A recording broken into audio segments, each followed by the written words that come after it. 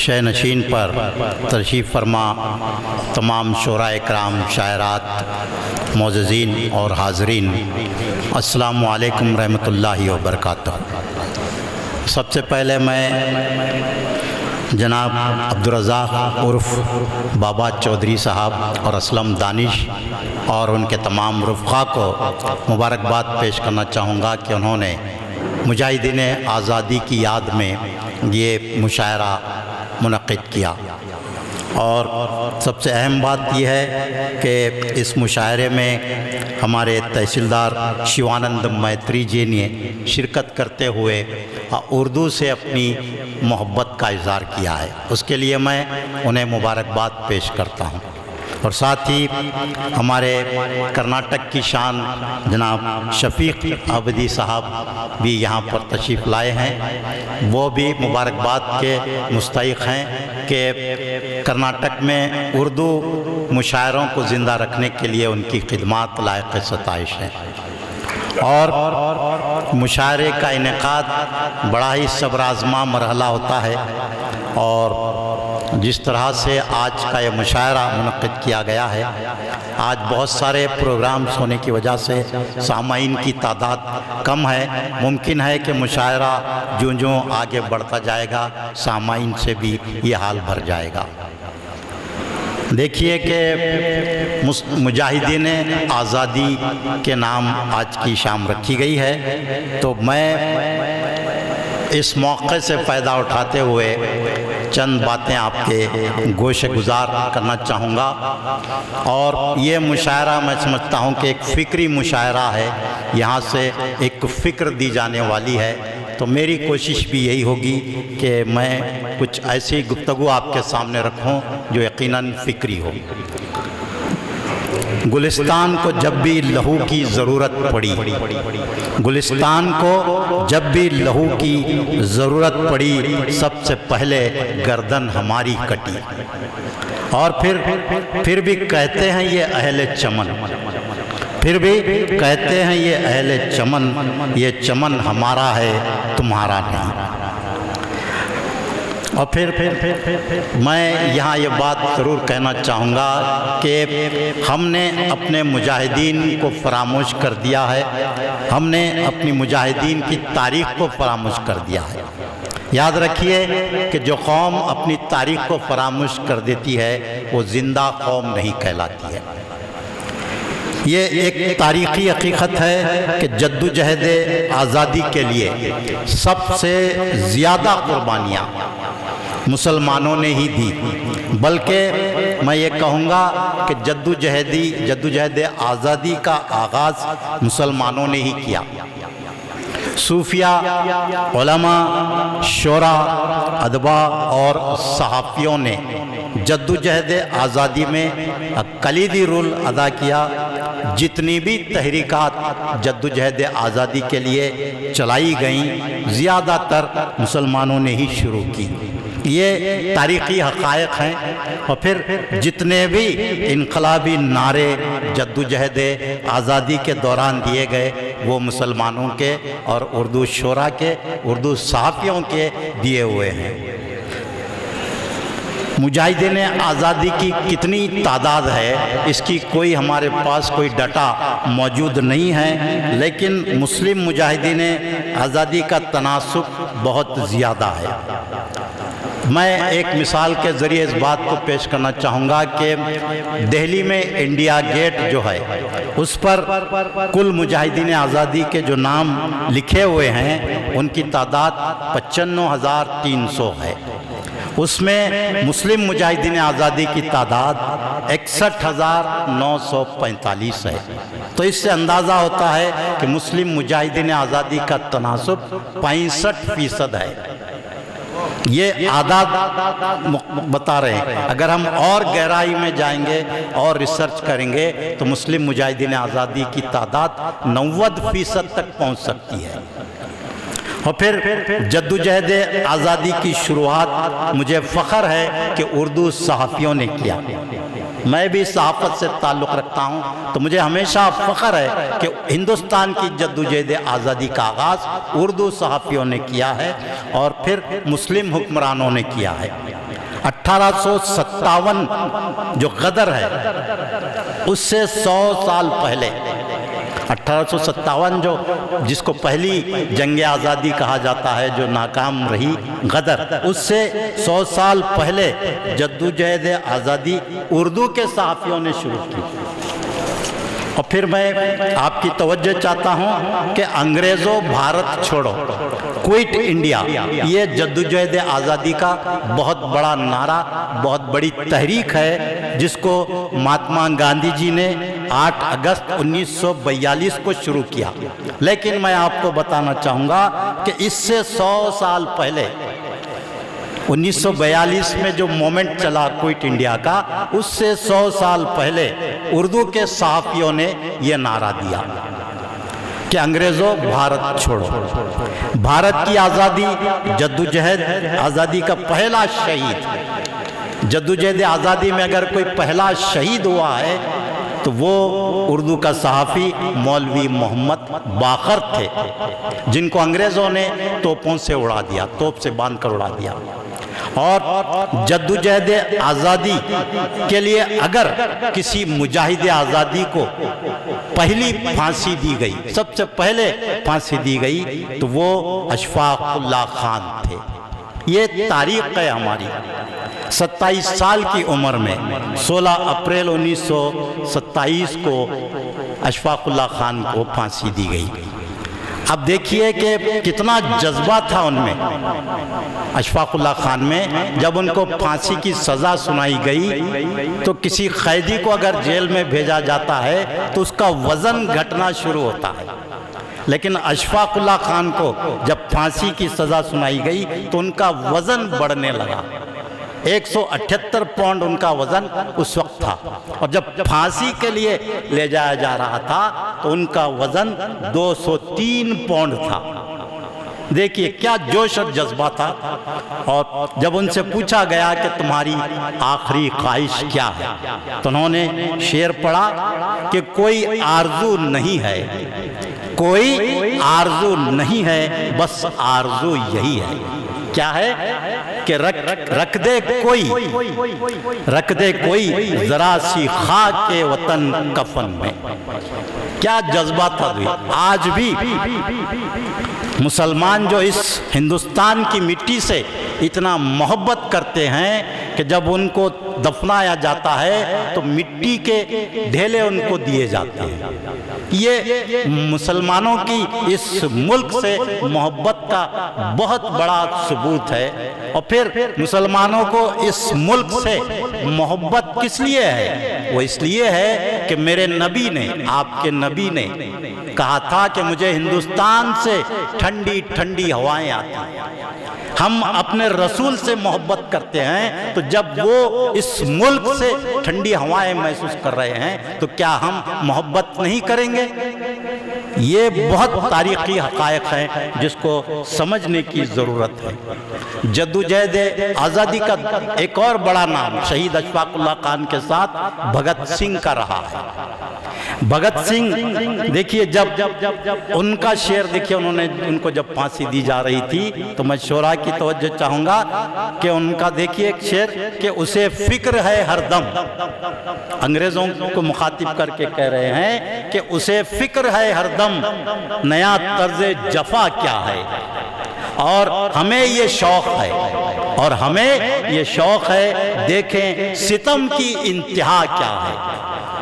तो ये जज्बा शोरा इकराम का, हमारे मुजाहिदीन आज़ादी का। और फिर देखिए भगत सिंह ने फांसी से कबल अपनी माँ को एक ख़त लिखा जिसमें उन्होंने लिखा कि अगर मुझे 1000 बार फांसी दी जाए और मैं 1000 दफ़ा मर मर के दोबारा पैदा हूँ तो भी वतन पर मर मिटने का जज्बा इसी तरह तरोताज़ा रहेगा। ये मुजाहिदीन आज़ादी थे। और फिर देखिए उनका मशहूर ये शेर है, सब जानते हैं कि सरफरोशी की तमन्ना अब हमारे दिल में है, सरफरोशी की तमन्ना अब हमारे दिल में है, देखना है जोर कितना बाजुए कातिल में है। और फिर ये शेर राम प्रसाद बिस्मिल से मंसूब किया गया है, लेकिन असल में ये शेर जो है अजीम बिस्मिल अजीम आबादी का है। उनकी उसी नज़म का एक और शेर मुझे बहुत मुतासिर कर जाता है, आपको भी शायद मुतासिर कर जाए कि हाथ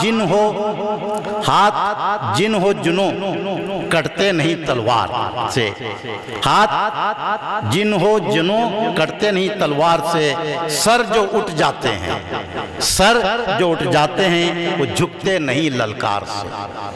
तो ये जज्बा मुजाहिदीन आज़ादी का हुआ करता था और अंग्रेज़ों के सामने तकरीबन राजे महाराजे खुद सुपर हिंदुस्तान के सरेंडर हो गए। लेकिन 1757 में प्लासी की जंग में सिराजुद्दौला 1780 से 1790 तक हैदर अली टीपू सुल्तान ने अंग्रेज़ों का मुकाबला किया।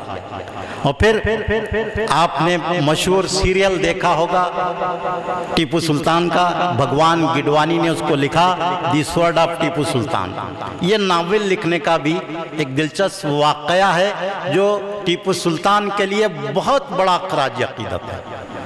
वो गिडवानी बताते हैं कि जब वो लंदन में थे ब्रिटिश म्यूज़ियम में, तो उनसे एक फ्रांसीसी रिसर्च स्कॉलर ने मुलाकात की। जब गुफ्तगू हुई तो उसने बताया, फ्रांसीसी रिसर्च स्कॉलर, कि वो ऐसे बादशाहों पर रिसर्च कर रहा है जिन्होंने मैदान जंग में लड़ते लड़ते शहादत पाई।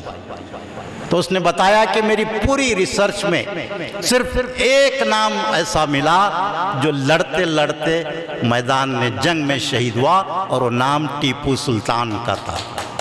सिर्फ एक बादशाह लड़ते लड़ते जंग में अगर शहीद हुआ तो वो नाम टीपू सुल्तान का था।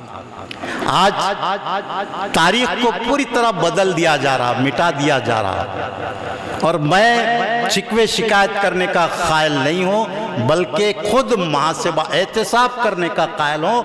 हमको एहतिसाब करने की ज़रूरत है, अपना मुहासिबा करने की ज़रूरत है कि हम अपने मुजाहिदीन आज़ादी को कितना जानते हैं और उनको क्या खराज अक़ीदत पेश कर रहे हैं।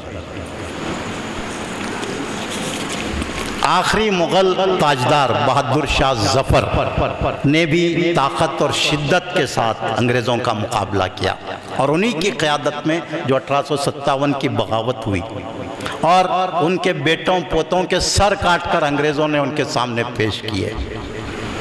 जब हिंदुस्तान के वज़ीर आज़म राजीव गांधी रंगून गए तो बहादुर शाह ज़फ़र की मज़ार पर वो पहुँचे, तो उन्होंने किताबुर राय में जो जुमला लिखा वो तारीख़ी जुमला है।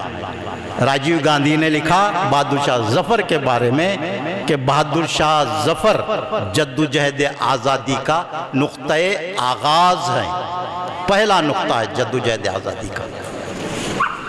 और झांसी की रानी का नाम हर कोई जानता है, लेकिन ये एक तारीख़ी हकीकत है कि वो अपने मुतबन्ना यानी गोद लिए हुए बेटे के तख्त के लिए, उसकी हुक्मरानी के लिए उसने अंग्रेज़ों के साथ जंग की। लेकिन हम में से कोई नहीं जानता कि बेगम हज़रत महल भी है, हम जानते ही नहीं। बेगम हज़रत महल भी है जिन्होंने chief commissioner sir Hind Lawrence को खौफ और दहशत में मुब्तला कर दिया था, और 30 जून 1857 को चनपाट के मुकाम पर फैसला कुन जंग में अंग्रेज़ों को शिकस्त फाश दी थी। अब्दुल हबीब मरफानी ये बहुत बड़ा नाम है, जद्दोजहद आज़ादी में एक अजीम मुजाहिद आज़ादी हैं। ये वही शख्सियत है जिन्होंने सुभाष चंद्र बोस की आज़ाद हिंद फौज इंडियन नेशनल आर्मी को अपनी सारी दौलत यानी उस वक्त की 1 करोड़ रुपये अतिये के तौर पर दी थी उस ज़माने में। और फिर INA इंडियन नेशनल आर्मी के चीफ कमांडर शाहनवाज खान थे। ये तारीख़ है हमारी। और फिर शौकत अली मोहम्मद अली जौहर को कौन नहीं जानता, उनकी वालिदा बी अम्मा ने ही गांधी जी को महात्मा का लक़ब दिया था। तो उन्होंने भी 30 लाख रुपये जद्दोजहद आज़ादी के लिए उस दौर में डोनेट किया था। और फिर मौलाना हसरत मोहानी, ये बहुत अजीम नाम है जद्दोजहद आज़ादी का। तो इन्होंने मुकम्मल आज़ादी का नारा दिया। कब दिया? अहमदाबाद के कांग्रेस के इजलास में 1921 में। लेकिन उस वक्त उनका ये नारा कबूल नहीं किया गया और फिर 1927 में महात्मा गांधी और नेहरू ने उस नारे को कबूल किया। और फिर इनकलाब जिंदाबाद, ये बहुत नारा आज भी लगाया जाता। कोई हड़ताल, कोई एहतजाज इस नारे के बगैर मुकम्मल नहीं होती। ये नारा भी मौलाना हसरत मोहानी ने ही दिया। कानपुर में उन्होंने मजदूरों के एहतजाज को मुखातिब करते हुए ये नारा दिया था। और फिर एक नाम मैं यहाँ ज़रूर लेना चाहूँगा। आज महात्मा गांधी के कातिल की पूजा की जा रही है, महात्मा गांधी के कातिल को खराज अकीदत पेश किया जा रहा है। लेकिन एक नाम ऐसा भी है जिन्होंने महात्मा गांधी को अंग्रेज़ों के हाथों से शहीद होने से बचाया। वो नाम बदख मियाँ अंसारी का है। वो अंग्रेज़ के यहाँ पर बावर्ची थे और उनको मालूम पड़ गया कि गांधी जी को कत्ल करने की अंग्रेज़ साजिश कर रहे हैं। तो उन्होंने बाखबर कर दिया और गांधी जी को शहीद होने से बचा लिया गया। और इसका एतराफ़ खुद गांधी जी ने अपनी खुद नविश्त में लिखा है। और हिंदुस्तान के पहले जो सदर हुए राजेंद्र प्रसाद ने भी अपने मजमून में लिखा है बतख अंसारी के बारे में। और फिर यूसुफ महर अली, ये ऐसा नाम है, इन्होंने दो बड़े नारे दिए। एक है साइमन कमीशन गो बैक, आप सब साइमन कमीशन के बारे में जानते हैं, मैं तफसील में जाना नहीं चाह रहा। और दूसरा नारा उन्होंने दिया क्विट इंडिया। देखिए 1912 में रेशमी रुमाल तहरीक, 1919 में खिलाफत तहरीक, मौलाना अहमदुल्ला शाह मद्रासी ने पहला फतवा अंग्रेज़ों के खिलाफ जिहाद का दिया। बहुत बड़ी तारीख़ है। और एक नाम मैं यहाँ ज़रूर लेना चाहूँगा मौलाना बदरुद्दीन तैयब जी का और मौलाना अबुल कलाम आज़ाद का। ये कांग्रेस के सदर रहे और इनका जो रोल है वो सभी जानते हैं। तो मुझे यहाँ ये शेर याद आ रहा है कि हमने अपने मुजाहिदीन की तारीख़ को फरामोश कर दिया है। हुआ उजाला तो हम उनके नाम भूल गए, हुआ उजाला तो हम उनके नाम भूल गए, जो बुझ गए हैं चिरागों की लौ बढ़ाते बढ़ाते।